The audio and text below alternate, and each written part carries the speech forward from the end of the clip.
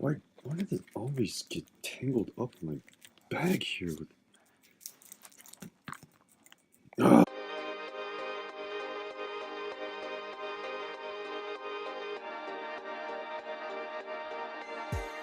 there we go. You gotta make sure your lighting is good in your video, so that way your video comes out as clear as possible. So I'm working with a little bit of my editing techniques. I'm trying to cut out all my ums and ifs, you know, it makes for a better, cleaner video, but it also speeds up the pace of the video, you know, so it doesn't give people who are watching a chance to breathe, you know.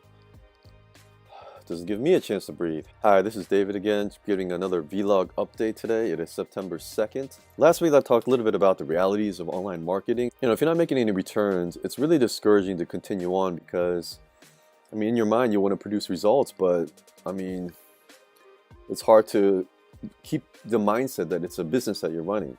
In last week's video also, I posted that I was working on a niche site, you know, just a small niche site, a starter site to get some kind of validation. If you try to swing for the fence as soon as you begin, it's hard to really get any traction because you have so much work you got to get done. So the challenge of that is content creation. And that's what I want to talk about today. Now, the one thing that a lot of gurus will kind of tell you is that, you know, just start wherever you are, you know. Even if you think it's not good enough, just put it up and just start where you are.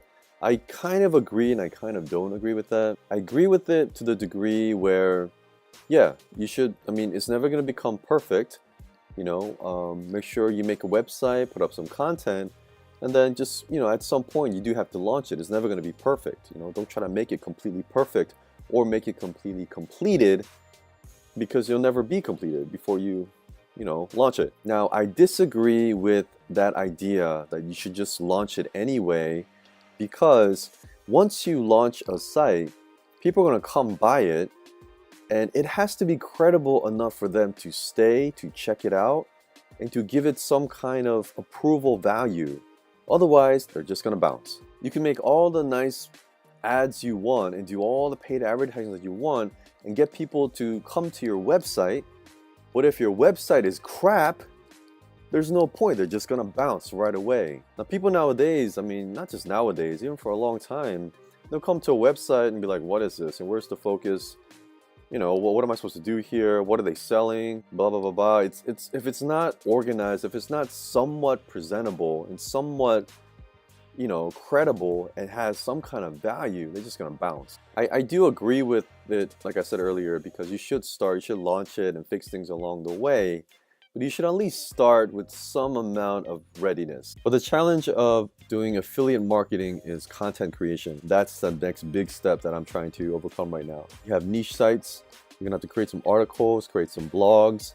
You're gonna have to do something very important for SEO, which is keyword research. I did my own keyword research to make sure that you find the right, you know, competitive keywords to create content around. And so I have that for my niche site. And then I have my own personal site here at Live Life Focus that I also want to continue to make blogs for. And also for my dropshop business site here. It's a website, but it's made by WordPress. You got to create content for my niche site, create content for my entrepreneurial site, and then create content for my physical business site. I'm just kind of spread out really thin right now. My problem is I'm working on like 10 different things at once, and it's taking me forever to finish up one blog post. That's my problem. I'm finally sitting down trying to organize what I need to do, but because it's just one of those weeks where you didn't get any kind of blog posts up, or you're kind of sitting there like, what have I done? You're discouraged by not getting any work done.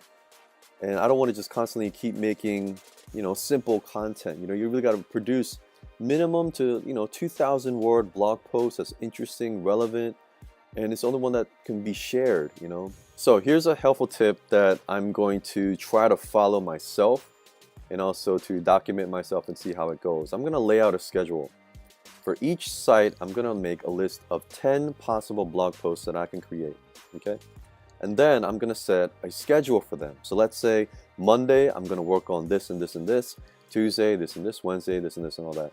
That way, at least by the end of the week, I'll have some progress as to what blog posts that I finished, what blog posts that I'm working on, and some kind of self-accountability checklist that I have. If I don't have that, it's all up here in my mind. So following a schedule would be the most practical way to stay on top of a content creation schedule. I think it's a great time to schedule out some writing.